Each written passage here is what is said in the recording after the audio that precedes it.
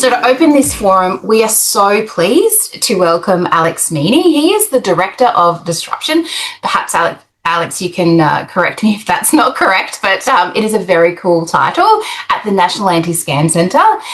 The Australian national approach to scams and in the national landscape and the emerging trends and the role of the National Anti-Scam Centre is central to the coordination and prevention and responses of scams. So thank you, Alex. We are going to bring you to the stage now and set out that national context to lay the foundation today. Hi, I'm the Director of Disruption in the National Anti-Scam Centre. The presentation I'm about to go through will cover Australia's national approach to scams and the role of the National Anti-Scam Centre in coordinated prevention and response, the current landscape, and some of the emerging trends that we are seeing. It's a really exciting time in the scam space in the sense that we have Parliament recently passed the Scams Prevention Framework that defines what scams are in Australia. And, oh, awesome, I can share. I will do that. Perfect. It defines what a scam is in Australia. The key criteria being that it involves deception, and if it would have been successful, would cause loss or harm, including personal information. Obligation. It only applies to regulated entities. Currently, the sectors that are being designated are the financial services sector, telecommunications sector, and the digital platform sector. There's a whole bunch of obligations that come into gear with this around being required to have in place a lot of strategy for governance, prevention, detection, reporting, disruption, and response. So we're super hopeful as this kicks into gear and more of those obligations go live as it's sort of a staged rollout. We'll see a lot of hopefully reduction in terms of scam losses in Australia, as we'll have more and more entities that have to bring up their bottom baseline to combat scams. I won't go through more on this, but I would flag, a scam is quite unique. So it's not necessarily covered under the Australian consumer law, which is generally what the ACCC is dealing with. Currently, there's a lot of scam intelligence sharing within sectors. Cross-sector exchange is something that hasn't historically necessarily been particularly strong in any country, including Australia. So one of the key goals of the SPF is forcing the sectors to exchange information between themselves. So if a financial services entity comes across a phone number or digital service that's being misused, they will be obliged to share it with relevant telco or relevant digital platform. Sounds obvious, but wasn't necessarily mandated or always happening. If you want more information on the sharing that's already taking place or is being ramped up, afcx.com.au, really interesting organisation, historically focused on the financial sector, but very much expanding. Digital platform sharing, the Global Signal Exchange, or it might be Signals, I may have mistyped that. Either way, it's one or the other. It's the exchange platform of choice for a lot of the digital platforms, and it is fascinating the amount of entities and the amount of information they are exchanging about bad IPs, bad emails, URLs, etc., between all of the major players. There's also government sharing, which is led by us in our Emerging Trends and Responses Working Group, which meets monthly at this point. It has a lot of members, a lot of them government, but quite a few private sector. Now, the cool part of the presentation. We do a lot of disruption work as well. Optus Call Stop is one of the really good initiatives around if a number was being used in a scam, Optus gets informed of it. They put in place a voice redirection that says, hey, if you've called this number, potentially it was a scam. Seen really good results in terms of raising awareness of people who are potentially going to get scammed by both the disablement, but also hey, this was a scam. Don't try and find an alternate pathway to reach out to that scammer. We also do a lot of work on website takedowns. We also do a lot of collaborative work with the industry that have been focused on specific types of scams, being investment scams, job and employment scams, and romance scams to date. Okay. Good bits. Emerging trends, what is happening? So 2026 and 2025 have been absolutely fascinating. With the kickoff of AI, we've seen some really big changes in terms of just generally how a lot of scams operate. So the first one I wanted to talk through is AI investment scam ads. These have always been around to a limited extent, but this is what we're seeing now. So clearly AI art is pretty obvious. They've really upped just the quality of these. They seem extremely legitimate in terms of a professional publication. So probably you could think this has been put together by a legitimate news publication. And when you click through any of these, it does go through to it's not always a BBC. We also see a lot of Australian news outlet themed ones. but the articles also are just better written and much like smarter. I hate to say it, but like it's aiming to have this air of sophistication that lends you to think that, oh, maybe there was a discussion between Europe and the US in exchange for Greenland, they were going to give access to the investment platform Unban X, which is surely legitimate. It is not legitimate. All of these are just like advertisements, but subtle in small ways for that fake investment platform. So yeah, clickbait ads, but actually look very professional into articles that again look more professional than usual. Clear red flags in terms of like, look at the actual URLs these are displayed on. They're not BBC sites. Similarly with ABC, like they can never actually register one of the domains. But yeah.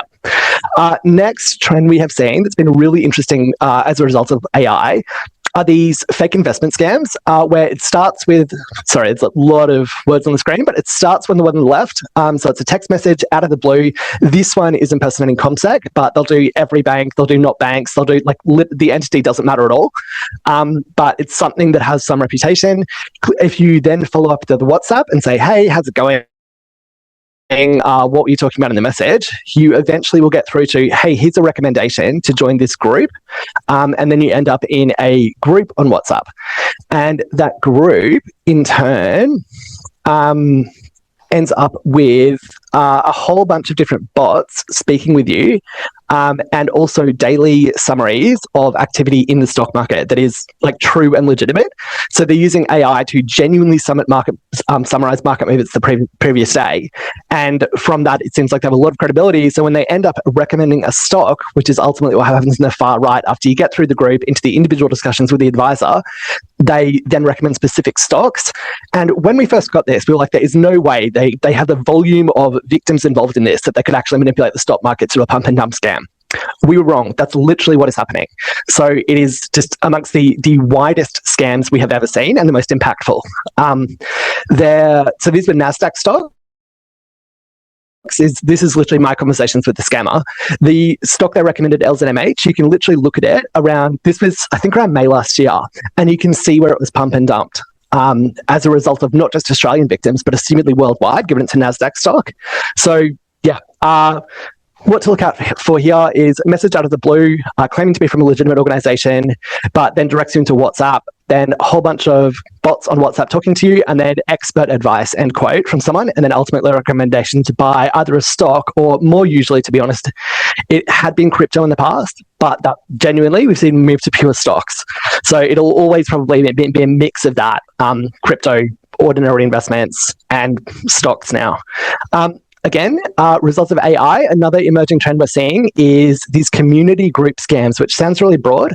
But specifically, I'll talk a bit about the history of this one because it's really interesting. For us, the first presence in Australia of this was sites for seniors. So they were just hosted on the ClearNet. They were normal URLs, ozgoldenyears.com, seniorlife.com, aussieseniorlife.com. Exact same scam though, ending with people having to download an app, and it's just amongst the most malicious apps we have ever seen in terms of complete, I won't say complete takeover of the device, but it was complete remote access and arbitrary script execution. And we've seen losses, and we almost never see a variety of different loss types from the same scam, but we saw people's crypto be drained, bank accounts drained, and credit card payments, just insane amounts of control of the device when people downloaded this malware. Originally, this started as the senior sites, and they were advertising activities like gourmet nights, dance nights, and other nights. They doubled down on the dance nights with Silver Steps date nights, and then finally they ended up in the Tai Chi ones we see today. But Tai Chi ones are now expanding into hiking clubs and walking clubs. But short version, people find or approach to join these groups, maybe on social media, maybe by text. They join the group. They then get into a conversation with an admin or like one of the leaders of the groups who says to find the activities near you, you need to go to our website and download this app. And when people download the app, it looks like it is a safe Google Play or a Google Play Store app. But if you click on the Google Play icon to download the app, it doesn't go to the Google Play Store. It just immediately starts to download the APK. So just really clever misdirection from day one on it. I should have had this up. Apologies to let you read through it. But this is just a decent summary of someone's experience in relation to one of these, where a lot of different types of loss, and a good explanation of how the app itself works.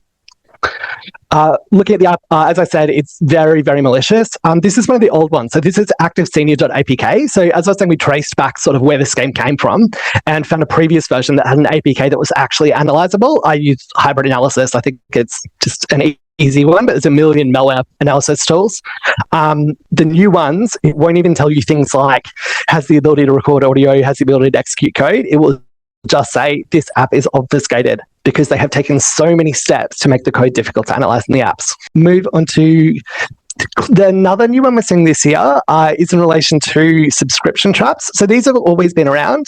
Some of you might remember last year there was a campaign impersonating NRMA saying, I think it was a free first aid kit, and it was pay $2 and you get it. But if you did actually pay the $2, it then immediately began charging your card a subscription fee really regularly. I think it was $70, $80 every week, and was very difficult to cancel. We're seeing these again. The difficulty with these, not NRMA, just general clickbait ads into subscription traps. A lot of the ones we're seeing are schizophrenia test, ADD test, Alzheimer's test, narcissism test, like anything sort of clickbaity you would see on your social media. Some of them are scams. Some of them are legitimate, but others are scams. So very difficult to tell. Key point being, be super careful. If it says something about a subscription, be doubly careful. If you pay with Apple Pay, know that if you do end up in this situation and you pay with Apple Pay, know that you can't just cancel your bank card. You'll also have to cancel the Apple Pay subscription as well, because it's a separate payment token linked directly to your account, and canceling the credit card is insufficient on its own. So yeah, that's the hot tip on that one. Sorry, conscious of time. Recruitment scams are another really big one we're seeing lately. So currently it is impersonations of Google, YouTube, and Amazon saying, hey, that they look like text messages. They're actually Apple iMessages, a lot of these, though we have also seen some still in traditional text, offering really good payments, work from home as usual. This will seem familiar.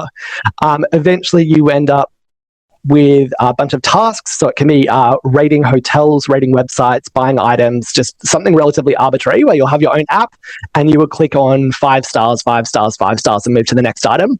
Ultimately, you get to this point where you need to top up your account in order to continue doing your work for the day, which is those ratings. Topping up the account means putting in your own money to be able to make the payments, because every time you rate one, it pretends you bought it and therefore you have to have paid some money. It's complicated. But interesting bits here are sometimes initially people will get back some money. So they will complete their first day's payment. They will top up their account a small amount. They will make more than that back in order to get them on the hook to make much, much larger deposits, which they then won't get back in subsequent days. So again, incredibly clever. And currently these are looking like Google, YouTube, or Amazon, and they come by both iMessage and traditional text messages. Some of the current phishing campaigns that we're seeing are really clever ones lately. A whole bunch of dental care facilities being impersonated. And the interesting bit about this is, I mean, it's very standard. You get an email that says, hey, there's a fraudulent payment, or you've just signed up to XYZ. Was this you? If it wasn't, call our dedicated team on the number below. And then that's the scammers. Then you will get a, hey, your account's actually been compromised. It's not safe at all. You need to move the entire balance of your account from this account into this new safe account we've just created for you. And then that's actually scammer controls. So very, very clever scam. The latest one is just these monthly installments and new direct debits. We haven't seen that style before. Usually it's one-off payment. New direct debit successfully set up, and using dental ones that in a few cases were proximate to where the person was actually located. Super clever. So that's the latest one we're on the lookout for. I'll also flag the other current phishing scams that we're seeing right now. So the main ones we're seeing are this dental care one, but then impersonations of hot docs, MyGov, Ozpost, Qantas, every bank, like literally every single bank, not a bank called every bank, Linked, Coles, and then a few of the different cryptocurrency platforms, as well as we often see ones for Ledger. All of those are, like, usually they'll imply some sort of, there's been a compromise. In the crypto ones and Ledger, they often will ask for a few words in relation to seed phrases, not all of them. Someone else later today might genuinely be able to explain how with only a few words of a seed phrase you can do something, but I am at a loss to this date, and it's something we're looking into actively. Travel scratchies, these come and go. Currently, what these ones look like. People get these in the physical mail in really nice, fancy-looking envelopes. They also look very professional, the actual thing itself.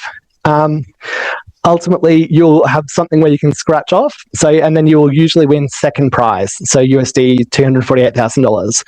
Then the entire scam is, in order to access that, you have to pay a range of fees that are foreign exchange fees, just registration fees, attorney fees, various tariffs. It literally endlessly goes on until they run out of creativity and are unable to think of any more different types of fees to charge you.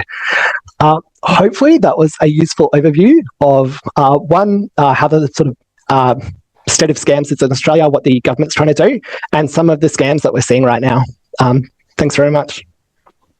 Thanks so much, Alex. And fascinating, just because I get a lot of suggestions to understand myself a little bit better and to do some personality quizzes. And actually, one of the big ones that I was talking to my friends with over the weekend was trauma quizzes around, do you particularly, have you experienced trauma? Do you need to understand what? And I don't know. Maybe I do, but I didn't think I did. And so some of these things, because people are really digging into trying to understand who they are. So thank you so much. That was really fascinating. I'm wondering if those slides might be available. If not, that's all okay. We can direct our viewers to NASC itself. More than happy to make them available. I'll send them through later today. Thanks, Emma. Thank you so much. Have a wonderful day.